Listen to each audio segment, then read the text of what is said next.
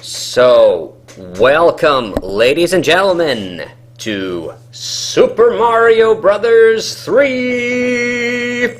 Sorry, don't know what that was. Yay, Super Mario Brothers 3! Woohoo! And, this is going to be a Let's Play by me, a solo Let's Play of this game. And we'll let the intro play out, because I like watching it. So, this is, in case people have not been aware, and I can't be, I'm not sure why they wouldn't be. This is my favorite 2D Mario game. I would say this is, a runner, yes, this is clearly a runner-up for my favorite Mario game after Super Mario 64. And if people are wondering, haven't I done Super Mario Brothers 3 Let's Play on this channel before? And you are correct, sir, then, or madam. Not discriminating based on that.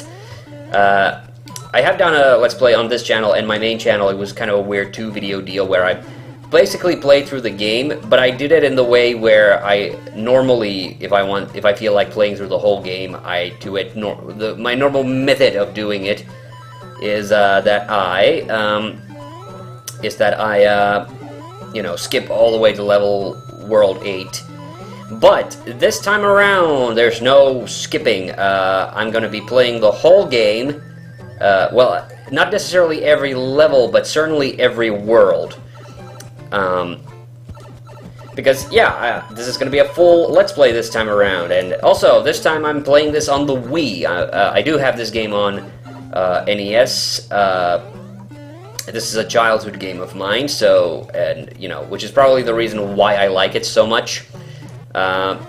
But I like this game even better than Super Mario World, which is a lot of people's favorite. And yeah, this is a runner-up. Well, this is a very close runner-up for my favorite Mario game.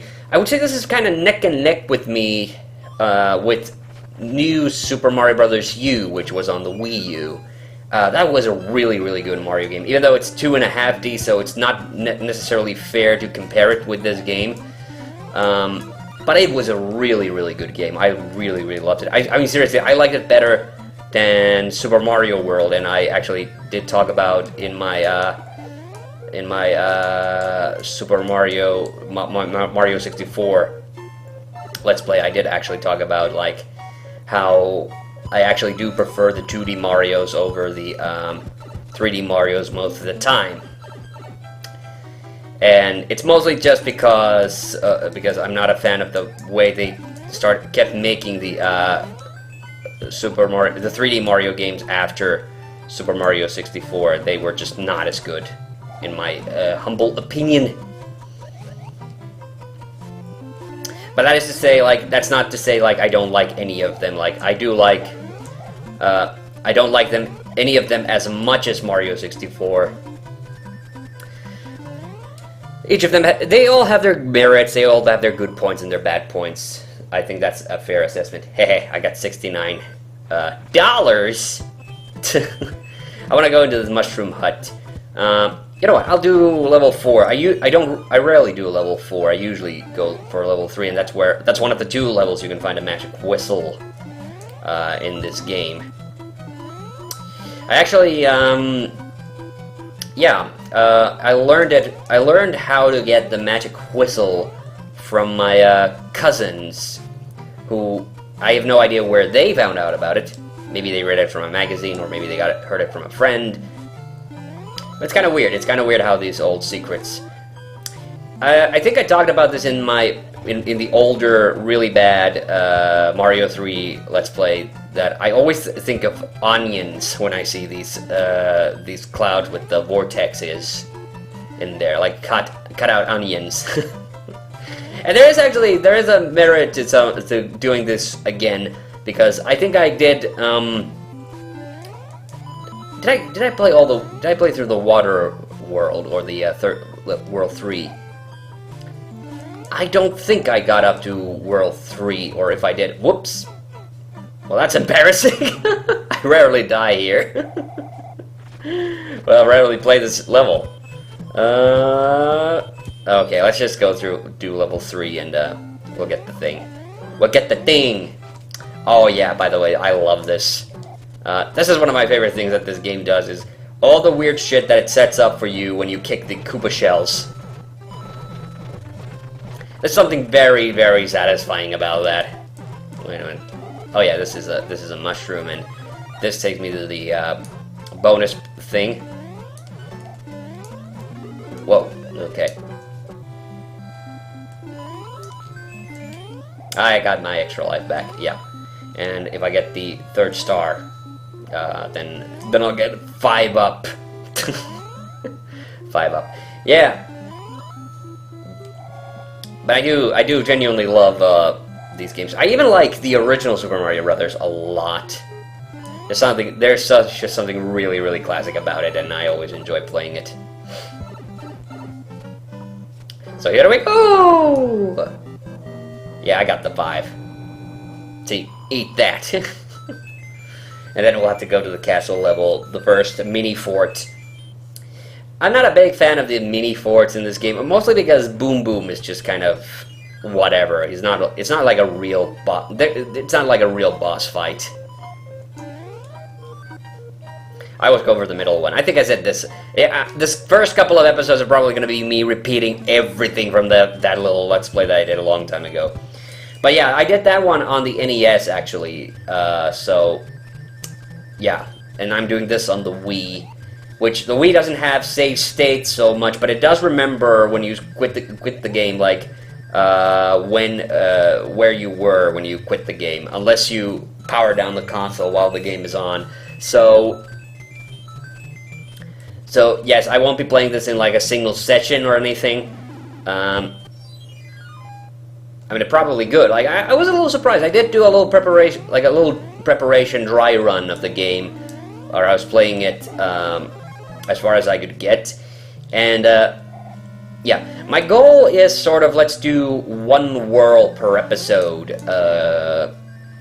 but once we get to World 7, we might not be able to do that because, yeah, because Pipe World. Well, Pipe World's not that difficult, but that second to last level, which I think is a mini fort, like that is some bullshit. Like it literally starts with like an impossible jump, or it's not impossible, but it's like really difficult, and I'm surprised. Like people talk about like the quote-unquote Nintendo difficulty, but Nintendo didn't make its games like unreasonably difficult for any real reason. The most unreasonable, like in the first Super Mario Brothers, is probably that the Hammer Brothers are really unpredictable in that one, like way more than they are in this game or any other Mario game subsequently. And also because Bowser in the later variants, like he throws hammers, so yeah. Oh man, how did I do that? Wow, that has not happened to me ever. That is interesting. That took me by surprise. Ah, goddammit. I'm really bad at having the raccoon power when I get up here because that point where you see those clouds going upwards, there's a 1-up up there that I could get. Like, I'm not too concerned with the 1-ups, but there are certain levels that have caused me a little bit of problems. But I was still, like, surprisingly, like, when I was doing that practice run, like, I was still surprised, like, how quickly, like, I can play through most of the levels. Like, a lot of the levels, they have, like, that one tricky part where they try to trick you. But then usually it's not that bad. Yeah, and this was a real childhood favorite of mine. We did a couple of commentaries on The Adventures of Super Mario Bros. 3, which was the cartoon that was specifically based on this game, but it was really, it was sort of a spiritual successor to the Super Mario Bros. Super Show, which I actually do genuinely love. I think that's a great show. Adventures of Super Mario Bros. 3 is an okay cartoon. I like it for what it is, but I don't like it as much as Super Mario Bros. Super Show. And I did watch it as a kid a little bit. I don't remember the channel that it was airing on. It wasn't one of the Finnish channels. But yeah, so Super Mario Bros. Super Show is my favorite Mario cartoon, but this is my favorite 2D Mario game. And I never watched Super Mario World. That thing did not air over here as far as I am aware of. There was a Finnish dub, and there was actually a more recent one that got made, I think not too long ago, actually. But the 90s dub was, it was made by, not by ELAB, but it was done by some other Finnish voice acting company. I usually go for the corners first because a lot of times, I've noticed this, it's a weird thing, I don't know what it is, but usually there are stars in the corners, so you can usually eliminate the corners very quickly. I keep throwing away the raccoon power even though it's really the power up to have in this. I do love the fire flower though, I'm not gonna like knock on it. Okay, this is gonna be, if I'm gonna hold fast to my promise of only doing one world per episode, then this is going to be a short episode. So okay, I'll play a little bit into Kupahari Desert. And there's the doggy. Yeah, the first king is a dog. Oh, he's terrible. The king is betrayed for. Please find the magic wand so we can change him back. This is like weird, super intense, but it's always weird because of the light blue sky. It's either Iggy or Larry, this first one. I think it's Larry. Yeah, it's Larry. He doesn't have the... Actually, that's a funny thing. Because the assumption used to be... It used to be, but I think Nintendo has corrected this later, that the Koopalings were Koopa's, they were Bowser's kids. Oh, thank heavens, I'm back to my old self again! Thank you so much! Thank you so much! Here is a letter from the princess. Thank you so much for playing my game. Greetings, if you see any ghosts, be careful. They will give chase if you turn away. Having closed the jewel that will help protect you. Princess Toadstool. Meh. Oh yeah, there's actually a secret in this world too that I only like very recently, like a few years ago, discovered. I love the pyramids in this. They look great. Right. Hope Kellogg's will put a check in my bank account for all this free advertisement that I'm giving them. Oh no, it always goes in the opposite direction, doesn't it? I love that. I love that Mario somersaults when he has the star power in this. It's a weird, funny little detail that I think honestly kind of goes unappreciated by most people. Ooh, not too much left here. Yeah, it's weird because you do have the slightly trickier levels, like in World 1, you do have World level 4 is pretty tricky. Ah, shit. Yeah, I killed him, but I lost my raccoon power. I do still call it the raccoon power, that's not... but they... yeah, what the hell is it called? The suit version of this power-up. Oh my god, the raccoon dog, or whatever the hell it is.